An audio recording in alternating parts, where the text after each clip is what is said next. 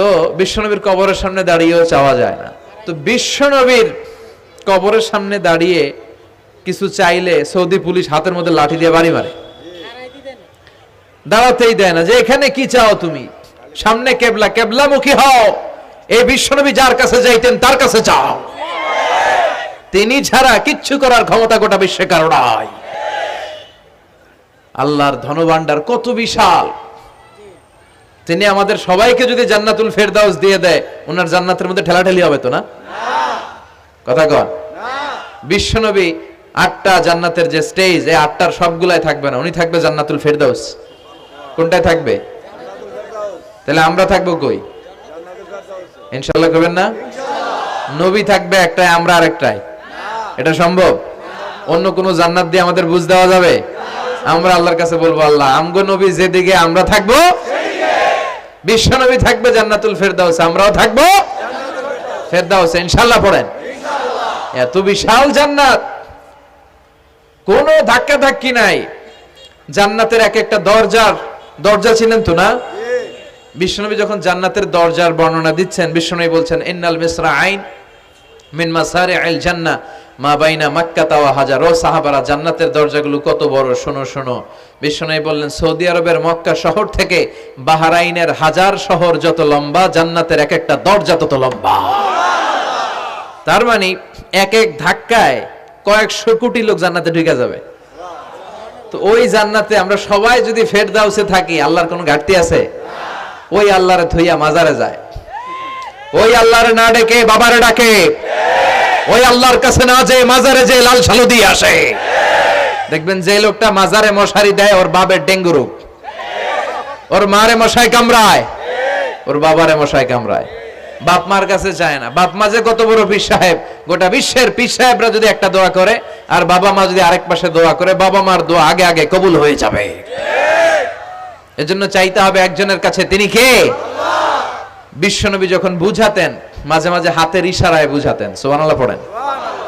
বিশ্বনবী যখন বুঝাতেন, মাঝে মাঝে প্রশ্ন করে বুঝাতেন, মাঝে মাঝে প্রশ্ন করে বুঝাতেন। He used to throw question to the audience. শ্রোতাদেরকে প্রশ্ন ছুড়ে দিতেন।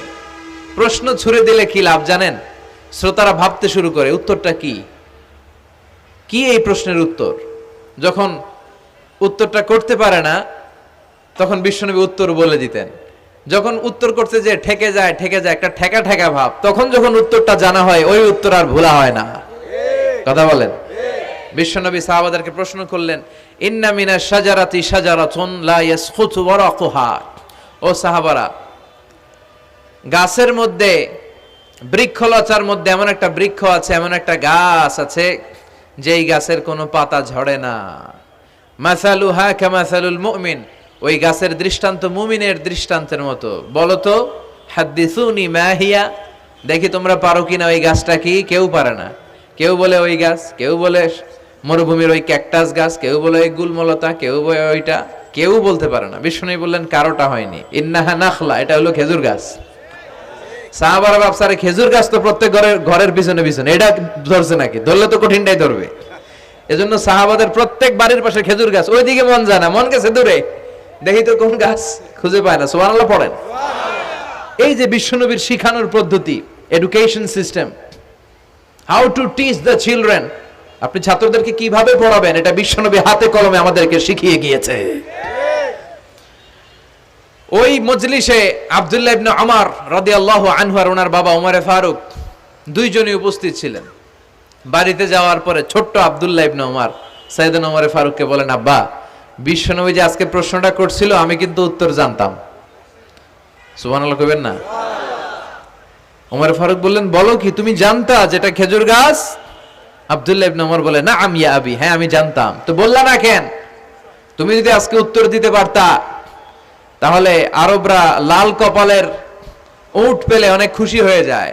তিনি বললেন, লাল চাঁদওয়ালা উট পেলে মানুষ যেরকম খুশি হয়, আজকে তো আমি অত খুশি হইতাম, বিশ্বনবীর সামনে আমার বুকটা এত বড় হয়ে যেত যে আমার ছেলে উত্তর করতে পেরেছে।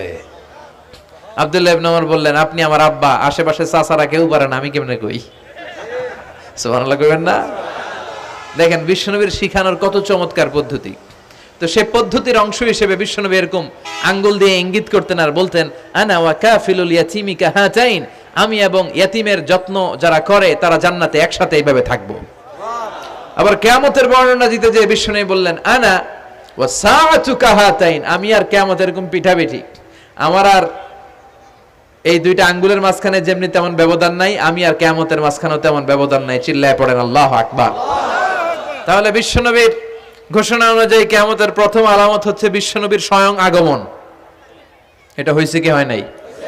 এরা হতে হেলে দুলে নুরানি তনু কে আসে হায়, সারা দুনিয়ার হেরে মেরে পর্দা খুলে খুলে চায়, সে যে আমার কামলিওয়ালা কামলিওয়ালা, তার ভাবে বিভোল রাঙা পায়ের তলে, পর্বত জঙ্গল টল মল টলে, খুরমা খেজুর বাদাম জাফরানি ফুল ঝরে ঝরে যায়, সে যে আমার কামলিওয়ালা কামলিওয়ালা।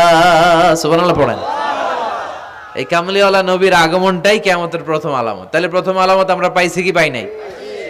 পেয়ে গেলাম। এরপরে বিষ্ণু বলেছেন যুহুর কাসরাতিল ফিতান বিআনওয়াইহা, কিয়ামতের আগ দিয়ে সমাজে ফিতনা ফাসাদ বেড়ে যাবে। পারিবারিক ফিতনা আমাদের আছে না নাই? সামাজিক ফিতনা, একটু আওয়াজ করে উত্তর দিবেন। রাষ্ট্রীয় ফিতনা, নারী ঘটিত ফিতনা, খালি ফিতনা আর ফিতনা। আপনি যেদিকে তাকাবেন ওইদিকেই ফিতনা। আপনি চাইলেও আপনার ঈমান বাঁচাতে পারছেন না। আমরা চাই আমার চোখটা হেফাজত করব, পারছি না। ইউটিউবে ঢুকলাম জাকির নায়েকের লেকচার শুনবো, ইউটিউবে ঢুকলাম শায়েখ সুদাইসের তেলাওয়াত শুনবো, ওদিকে তেলাওয়াতও বাজে আর নিচে সাজেস্টেড ল্যাংটা ভিডিও আছে না নাই? কই যাব আমরা? কিভাবে বাঁচাবো আমাদের চোখ? বায়ে অশ্লীলতা দেখে ডানে তাকায়, দেখি ওদিকে অশ্লীলতা, আবার বায়ে তাকায় ওখানে অশ্লীলতা, সামনে তাকাই অশ্লীলতা, আবার পেছনে তাকাই অশ্লীলতা, নিচে তাকাই অশ্লীলতা, উপরে তাকাই ওদিকে অশ্লীলতা। আমরা যাব কই? আর নাযার সাহমুন মাসমুম মিন সিহাম ইবলিস, এই দৃষ্টি শয়তানের বিষ মাখানো তীরবানের মধ্য থেকে ভয়ঙ্কর তীর। এই তীর দিয়ে শয়তান যুবক যুবতীদেরকে কাবু করে ফেলে। একটা যুবক যুবতীর মধ্যে প্রথমে আই কন্টাক্ট হয়। কি হয়? প্রথমে আই কন্টাক্ট, চোখে চোখে একটা ভাব বিনিময় হয়। হ্যাঁ, এরপরে এসএমএস এর আদান প্রদান হয়। কথা বলেন। এরপরে ডেটিং হয়। ডেটিং কি হয়? এরপর হয় গার্লফ্রেন্ড বয়ফ্রেন্ড। আছে না নাই? এগুলো ভুইঘরে নাই? ভুইঘরের ছেলেপেলেরা আল্লাহওয়ালা। হ্যাঁ, কি ভয়ঙ্কর অবস্থা। আমরা ছোটবেলায় এই সমস্ত গার্লফ্রেন্ড বয়ফ্রেন্ড কি বুঝতামই না। এখন ক্লাস 5 থেকে শুরু, ক্লাসে যারা যারা আছে ভাগাভাগি হয়ে যায় কোনটা কার। আছে না নাই? কয় এইটা আমার, মানে আমার ফ্রেন্ড, এটা আমার এই কি ফ্রেন্ড, গার্লফ্রেন্ড, এটা আমার গার্লফ্রেন্ড, তো এটা তোর গার্লফ্রেন্ড। আছে না নাই? আবার এটারে সংক্ষেপ করছে, কয় জিএফ। কি কয়? তোমাদের এগুলা নাই তো? হ্যাঁ আছে, অর্ধেক কয় আছে, অর্ধেক কয় নাই। খুব চালাক এরা। প্রিয় ভাইয়েরা, এগুলো আমাদের সংস্কৃতি নয়। বিবাহ বহির্ভূত যে কোনো ধরনের নারী পুরুষের সম্পর্ককে হারাম করেছে কে? আল্লাহ। আসুন আমরা বিয়েটাকে সহজ করি, আর্লি ম্যারেজ ক্যাম্পেইন করি। আর কত বলবো? যতদিন বেঁচে থাকি বলবো বিয়েটারে সহজ করে দেন। ছেলের বাবা যারা আছেন, মেয়ের বাবা যারা আছেন, বিয়েটা সহজ করে দেন। তা না হলে এই যে 14ই ফেব্রুয়ারি গুলো যায়, আছে না নাই? কি নাম? কি? বিশ্ব বেহায়া। আহা, এগুলো আগে ছিল না। এগুলো সব কিয়ামতের আলামত। চিল্লা এখন ঠিক কিনা?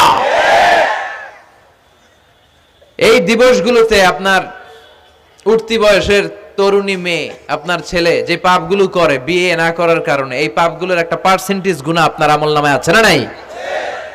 এজন্য খবরদার, বাবা মা যারা আছেন ছেলে মেয়েদেরকে সময় মতো বিয়ে করিয়ে দেন।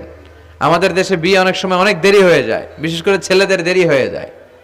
বলে তুই নিজের পায়ে দাঁড়া। তো এতদিন ও কার পায়ে দাঁড়াইছে? ও তো নিজের পায়ে দাঁড়িয়েছে, একটু সহযোগিতা করেন না আপনি, বিয়েটা সহজ করে দেন। বিয়ের চেয়ে ভালো কাজ পৃথিবীতে নাই। হ্যাঁ, ইয়াং পোলাপানরা অনেক খুশি হয়ে গেছে। হ্যাঁ, বিয়ে করবে তোমরা, বিয়ে বহির্ভূতে জিএফ বিএফ এর দরকার আমাদের নাই, চিল্লায় বলেন ঠিক কি না? এগুলোর বিরুদ্ধে আমাদের জিহাদ।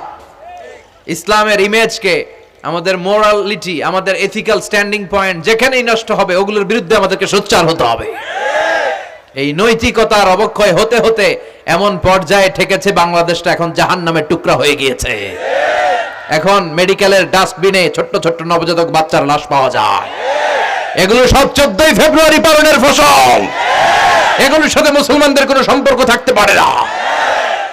এগুলো ইসলামের সাথে কোনো সম্পর্ক নাই। এগুলো হচ্ছে পাশ্চাত্য থেকে আমদানি করা, পার্শ্ববর্তী দেশ ভারত থেকে আমদানি করা। আমাদেরকে যে ইসলামের সুশীতল বাণী বিশ্বনবী শিখিয়েছেন, আমাদের জানিয়েছেন, দ্যাটস এনাফ ফর আস, এটাই আমাদের জন্য যথেষ্ট। এজন্য এই যুগটা হচ্ছে, বিশ্বনবী বললেন, ফিতনার যুগ। আখিরি জামানায় জ্বলন্ত আগুনের কয়লা নিয়ে হাতে রাখাটা সহজ হয়ে যাবে, কিন্তু ঈমান নিয়ে টিকে থাকা কঠিন হয়ে যাবে। আপনি চাইলেও ভালো থাকতে পারবেন না, আপনি হকের কথা চাইলেও বলতে পারবেন না। ঝুঁকি আছে না নাই? গুম আছে না নাই? ক্রস ফায়ার আছে না নাই? কে কোন দিক দিয়ে গুম টেরি পাওয়া যাবে না, কিন্তু এই হকের রাস্তা আমরা ছাড়বো না। বিশ্বনবী বললেন ফিতনা বেড়ে যাবে। আপনি হক হালাল মেনটেন করতে চান কিন্তু পারবেন না। আপনি ঘুষ খাবেন না, কি হবে? টেবিলের নিচ দিয়া ঘুষ, উপর দিয়া ঘুষ, সব জায়গায় ঘুষ। আপনার পাশে যে চাকরি করে সে খায় ঘুষ, ও খায় ঘুষ, নিচের কর্মচারী খায় ঘুষ, উপরের বসও খায় ঘুষ। কথা বলেন, আপনি চাইলেও পারছেন না। এজন্য বিশ্বনবী সবসময় দোয়া করতেন, আল্লাহ ফিতনা থেকে আমাদেরকে বাঁচাও। বিশ্বনবী পড়তেন, আল্লাহুম্মা ইন্না নাউযু বিকা মিনাল ফিতান মা যাহারা মিনহা মা বাচান। হে আল্লাহ, প্রকাশ্য অপ্রকাশ্য সব ফিতনা থেকে তুমি আমাদেরকে বাঁচাও। চিল্লায় পড়েন আমিন। আওয়াজ করে আমার সাথে পড়েন, আল্লাহুম্মা ইন্না নাউযু বিকা মিনাল ফিতান মা যাহারা মিনহা ওয়া মা বাতান। এর মানে হচ্ছে, হে আল্লাহ, প্রকাশ্য অপ্রকাশ্য, দেখা যায় দেখা যায় না, এরকম সব ফিতনা থেকে তুমি আমাদেরকে বাঁচাও। তাহলে এই যে বিশ্বনবী বললেন কিয়ামতের আগে ফিতনা বেড়ে যাবে, এই আলামতটা সমাজে আছে না নাই? আমাদের আশেপাশে ফিতনা আছে না? আচ্ছা, এরপরে বিশ্বনবী বলেন খুরুজ মুদ্দাঈন নবুওয়া, কিয়ামতের আগ দিয়ে ভণ্ড নবী দাবিদার বেড়ে যাবে। বুখারীর বর্ণনায় বিশ্বনবী বললেন ততক্ষণ পর্যন্ত কিয়ামত হবে না যতক্ষণ না 30 জন ভণ্ড নবী দাবিদার বেরোবে। ভণ্ড নবী দাবিদার, একটাও নবী না। কুল্লুহুম কাযযাবুন দাজ্জালুন, সবগুলো মিথ্যাবাদী, কাযযাব আর দাজ্জাল। বিশ্ব নবী হচ্ছেন সর্বশেষ নবী। আমার নবীর পরে আর কোন নবী আসবে না, আমার রাসূলের পরে আর কোন রাসূল আসবে না। এই কথাটা যারা মানবে না তার ঈমান থাকবে না। মা কানা মুহাম্মাদুন আবা আহাদিম মির রিজালিকুম ওয়ালাকিন রাসূলুল্লাহি ওয়া খাতামান নাবিয়্যিন। মুহাম্মদ